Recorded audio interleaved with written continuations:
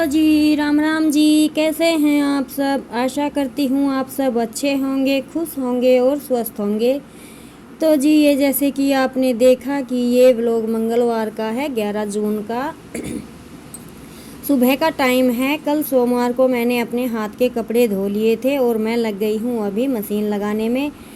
लगा रखी थी वैसे मैंने मशीन, और करीब टाइम हो गया है, 6 बज गए हैं। बच्चे अभी कोई उठा है और कोई सो रहा है, तो मेरे लगभग कपड़े धुल गए हैं। बस मशीन का ये फ़ायदा तो है कि कपड़े धुलते रहते हैं और हम अपने एक्स्ट्रा काम देख लेते हैं।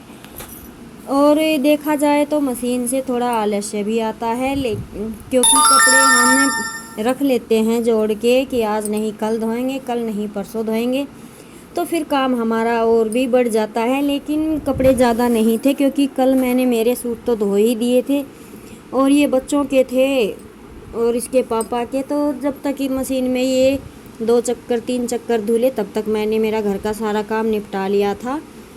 तो ये एक चक्कर मैं निकाल दूंगी और मैं क्या करती हूँ कि एक चक्कर धुल गया तो साथ के साथ उसे निचोड़ के रख देती हूँ, सुखा भी लेती हूँ। फिर मैं उसे तार पर बाद में डालती हूँ क्योंकि मुझे प्लाट में काम करना होता है, तो कई बार बंदर नहीं हो दिखाई देते तो मैं साथ के साथ भी डाल देती हूँ, नहीं तो वो दिखाई देते हैं तो मैं नहीं डालती हूँ। मैं फिर जब मेरा हो जाता है प्लाट का सारा तो मैं डाल देती हूँ, क्योंकि घर अगर हम रहते हैं तो उन्हें भगा देते हैं, नहीं तो वो कपड़ों को खींच के नीचे गिर देते हैं और उन्हें फाड़ भी देते हैं।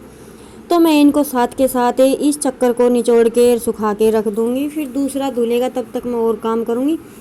क्योंकि जब कपड़े धुल ही गए हैं तो इनको निचोड़ में तो ज़्यादा टाइम नहीं लगता है, साथ के साथ साफ़ हो जाते हैं। नहीं तो आप इनको रख दीजिए तो साबुन के और सरफ़ के ना ऐसे निशान पड़ जाते हैं, कपड़े ये समझ लीजिए कि पहनने के लायक ही नहीं रहते। अगर आप साथ के साथ नहीं निचोड़ना चाहते तो फिर इन्हें पानी में डुबो कर छोड़िए। वैसे रखने से ना कपड़े बहुत जल्दी ख़राब होते हैं, क्योंकि सरफ़ हो या साबुन खाता है कपड़े को, कमज़ोर करता है। इस वजह से जब तक ये धुलते हैं तो मैं छेड़ती नहीं, और फिर जब मैं इनको बाहर निकलती हूँ और कोई काम बीच में होता भी है तो मैं इन्हें पानी में डुबो के रखती हूँ। नहीं तो मैं ज़्यादातर यही करती हूँ, साथ के साथ इस चक्कर को निचोड़ के रख दिया, जब दूसरा निकालूंगी तो उसे निचोड़ के रख दूँगी। और मशीन के ज़्यादातर बस 3 चक्कर ही मेरे बनते हैं, 2 चक्कर तो पहनने के और 1 चक्कर में मैं तकिया वगैरह, कोई चादर वगैरह या बच्चों के टॉवल वगैरह डालने हो वो लास्ट का। फिर तो इस बार भी मैंने ऐसा ही किया था। ये 2 चक्कर निचोड़ने के बाद मैंने मेरा घर का सारा काम कर लिया था और मैं तौलिया चादर वगैरह डाल के चली गई थी प्लाट में। तो 15 मिनट का लोड होता है, 15 मिनट मशीन चली और फिर बंद हो गई। फिर मैंने आकर 10-15 मिनट और चलाई और फिर उन कपड़ों को भी निचोड़ दिया। तो सुबह सुबह ये काम होता है ना तो बहुत अच्छा होता है। तो जी चलिए कर लेते हैं अपने काम, फिर देखते हैं और क्या करते हैं।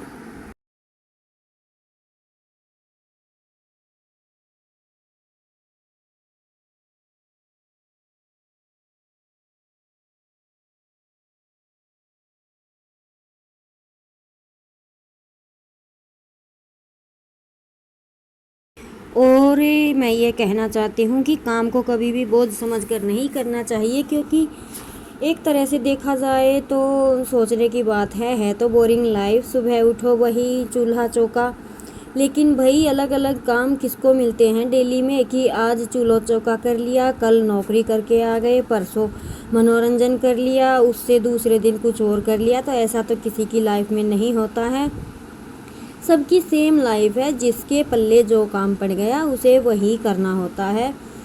इंसानों जैसे कि आदमी हैं, ड्यूटी करते हैं तो उन्हें ड्यूटी ही जाना होता है, और हम लेडीज़ को घर संभालना है तो घर ही संभालना होता है।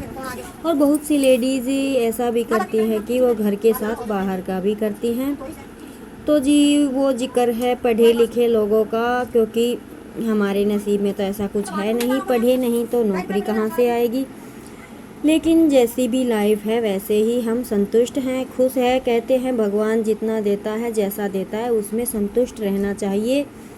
जीवन है दोबारा नहीं मिलता, जैसा भी मिला है उसे स्वीकार करना चाहिए और खुश रह कर ऐसा भी नहीं है कि हर वक्त खुश ही रहा जाता है। जब दुख का पल होता है तो दुखी भी होते हैं, टेंशन का पल होता है तो टेंशन में भी होते हैं, लेकिन अपने जीवन को अच्छे से जीना चाहिए। फिर उसके बाद गर्मियों में ना ये सबसे बड़ी दिक्कत लग रही है मुझे, कोई सब्जी है ही नहीं। सब्जी आती भी है तो वो धूप से ऐसे गर्मी से ख़राब हुई, क्योंकि लेकर बनाने का उसका मन ही नहीं करता। और आलू वगैरह ज़्यादा खाए नहीं जाते गर्मी में, तो बड़ी दिक्कत रहती है। तो फिर मैं लगी थी कढ़ी बनाने बच्चों के लिए। मेरे बच्चे कढ़ी बहुत पसंद करते हैं, तो मैं बना रही हूँ कढ़ी। और मैंने 2-3 प्याज चॉप कर लिए थे, उनका तड़का लगा दिया। जब वो थोड़ी गोल्डन ब्राउन हो गई तो मैंने डाल दिया ये बेसन का घोल जो मैंने तैयार किया था वो। अभी मेरी कढ़ी बनेगी तब तक मैं आटा लगा दूंगी और साथ के साथ रोटियां बना दूंगी। पलाट का मैं करके आ गई थी, कपड़े सुबह मेरे धुल गए थे, तार पे भी डाल दिए थे, और बस ये खाना बनाना और फिर नहाना है। रात को बर्तन सारे साफ़ करके सोते हैं तो सुबह बर्तनों का लोड नहीं होता। तो जी ये लीजिए, बच्चे खाने लग गए हैं। ये है हमारी सिंपल सी थाली। मेरे बच्चों का दही लस्सी के बिना पेट भरता नहीं है, तो इन्होंने प्याज कट करवाई है, कोई दही ले रहा है तो कोई लस्सी ले रहा है, और कढ़ी है साथ में मिक्सअप। तो जी आ जाइए, आप भी खा लीजिए। आज की हमारी ये स्पेशल सी थाली, सिंपल है लेकिन स्पेशल है, ये तैयार है। तो चलिए जी, आप भी खा लीजिए और करते हैं अभी अपना खाना बनाने का काम।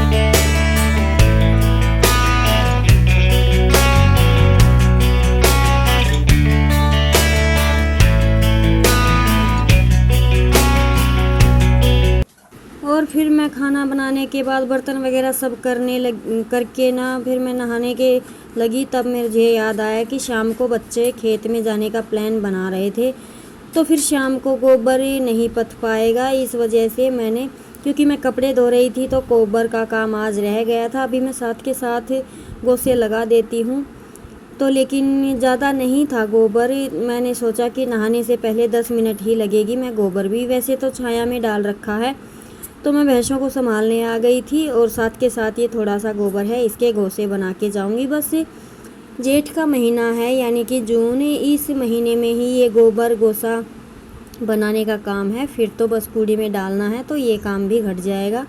10-15 दिन की ये धूप और है, मानसून आते ही फिर ये काम तो नहीं रहेगा। तो जी कर लेते हैं अब इस काम को भी, फिर नहाना धोना करेंगे और करेंगे रेस्ट। उसके बाद मेरे पास कोई काम नहीं है। थोड़ी देर करूँगी एडिटिंग, थोड़ी देर सिलाई और थोड़ी देर आराम। उसमें मेरे 2-3 घंटे निकल जाएंगे, यानी कि 4 बजे तक।